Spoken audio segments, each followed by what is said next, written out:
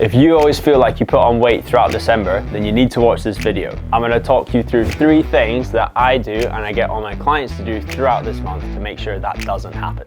And if you're new here, I'm Blair. I'm an online coach that specializes in helping people build lean, athletic bodies so they can do the stuff they want to do without second guessing themselves. So December has always been one of my favorite times of the year, ever since I was a kid. I love just the atmosphere around Christmas, the festivities, the general cheeriness of people. I'm not such a fan of the cold, the dark and the wet, but I'm going off to Thailand soon anyway, so won't be involved in that this year. Thumbs up. But in all seriousness, I do really love this time of year. I know that it can be difficult to stay on track with your health and fitness throughout the month of December in particular, because everybody's social calendar gets ramped up with lots of different events going on. Sometimes things that you can't really say no to, otherwise you're just that sort of socially awkward person at work or in the friend group. So make sure you watch this video through, where I'm going to cover 3 things that you can do throughout the month of December, which should mean you at least maintain the position that you're in, if not are able to progress a little bit more. Point 1 is to map out your month. So everybody thinks that December is an entire month that has to be written off because you've got X, Y, Z, various social occasions going on. But really, when you think about it, there's probably 7 to 10 days throughout the month that you can't really stay on track, or that it's going to be pretty difficult to stay on track. So even if we go with 10, that still leaves you over 66% of the month to make good progress. By my maths, that's a pretty significant chunk of time that you should be able to stay on track and actually continue working towards your goals, rather than then pressing the bucket button and having to start all over again, feeling like shit come January time. Take out your calendar and then plan in the days where you have no Christmassy social occasions happening. Those are the days that you need to execute on. Those are the days that you want to just stick to your normal routine, stick to your normal plan. I want you to put a little tab in the top of your calendar for those days in your phone that just says something that reminds you it's one of those days that you're definitely going to stay on track. And again, if you were to count those up for a total, you're probably looking at somewhere around 20 to 25 days throughout the month that you can actually stay on track. Pretty significant amount of time. Now, the days in your calendar that you do have social occasions, obviously we're looking at, Christmas Eve, Christmas Day, Boxing Day, probably New Year's Eve, and then a few days in and around that for, social stuff with friends and office things like that. I want you to put another marking in there, maybe more of like a cross or something, just to signify that those are the days you're going to be a bit more relaxed. So those are the days you're planning on maybe having a few drinks, you're going to eat out, and you're just not going to put pressure on yourself to try and stick to absolutely everything when you know it's already probably going to be realistic. But having said that, most of these social occasions will probably be happening 5 p.m. or after. So there's no reason why you can't actually stay on track in that first half of the day by still, consuming your normal food and getting your training sessions done throughout that day before these social events happen. So even on the days that you know you're going to be a little bit more relaxed, you can still look after yourself in a good way. So that's point number 1, to map out your month in advance of going into December, so you know exactly what days you're going to be on it and what days you have social occasions coming up. Point number 2 is to reset your expectations. So really, if you stay on track for 66% of the month, you could probably still expect to make some progress. But I always think it's worthwhile to reset what your expectations are of progress for the month of December. Because I'm going to take a guess and say that at your work, as an example, you very well may wind down as it gets closer to Christmas, right? I feel like that's a very normal thing to do with personal life stuff and with work stuff. People tend to wind down in the build up to the end of the year, and then we get in that funny period between Christmas and New Year where it's just like nothing is happening at all.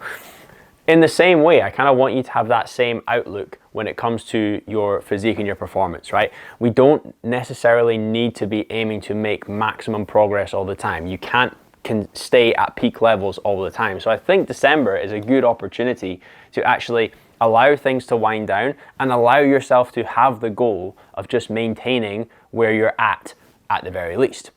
As I say, if you are smashing 66% of the month and you don't have many social occasions on, then by all means, do your thing. But if you do have a lot, I would reset your expectations so that maintaining is the goal, not trying to make progress. This way, throughout the month of December, you can actually go to social occasions, you can enjoy the festivities, you can indulge here and there without actually feeling guilty, moving into 2024, actually having built up some confidence that you can do what you said you would do because you've actually stuck to the plan, and the plan was to maintain. So reframing your expectations for December could be, as I've explained, that you're gonna aim to just maintain where you're at.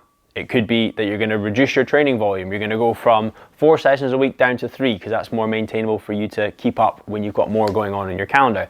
It could be that you're gonna keep 4 training sessions, but actually you're just gonna reduce the time dedicated to each session. So you're gonna drop from 4 sets down to 3 sets, or you're gonna not do as much conditioning throughout the month of December, knowing you're going to ramp it back up in January. It could even be that some days you're going to limit your calorie intake because you know other days it's going to massively increase. Whatever it is for you, the key is you've mapped out your month and you've reset your expectations and you stick to the plan that you make. Point number 3, standardize your meals. Now you're probably already doing this, maybe without even knowing it. But if you're anything like me, you'll probably have the same few meals on rotation when it comes to breakfast, lunch, and dinner. And I don't really think December should be any different. If anything, we should be more focused on keeping the choices to a minimum because we know there's going to be a lot of other food and a lot of other meals from social events, from Christmas dinners, and this, that, and the next thing that are going to be outside of that norm. Therefore, if we can standardize set meals that we know tick the box, we know are healthy enough for us, it's easy enough to make, then it's going to be a win-win. So for most of us, that will probably look like standardizing your breakfast and standardizing your lunch.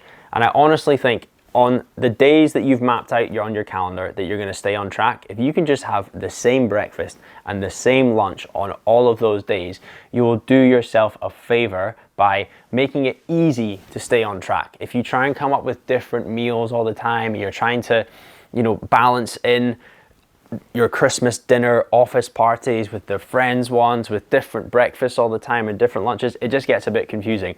I think if we can take a bit of choice out of that so that you don't get decision fatigue and you just wake up and you're having your usual breakfast, your usual lunch, it's going to be far, far easier for you to actually stay on track throughout the month of December. And also it means that on those days where you've got a social occasion in the evening, it's not a reason to write off the whole day because you have your standard breakfast, you have your standard lunch, and you do your normal training session if it's a training day, and then you enjoy yourself that evening. It also means the following day, you can go back to your standard breakfast and go back to your standard lunch. So again, it doesn't mean that the boozing and the party carries over to the following day because you just go right back to your standardized meals. Now, this is easy to do Monday to Friday. Over the weekend, it's fine to have a little bit more flexibility in there. I still think it's something to be aware of. Now, when you're choosing your standardized meals, you need to make sure they are what I call Goldilocks meals. They're just right. Now, if you want more information as to what that is, go back and watch one of my first ever YouTube videos, which is how to make meals that help you look and feel awesome. I've listed a few examples of what my standardized meals might look like to give you guys some inspiration. So for breakfast, it might be something like overnight oats with protein powder, almond milk, maybe some yogurt and some banana mixed in there.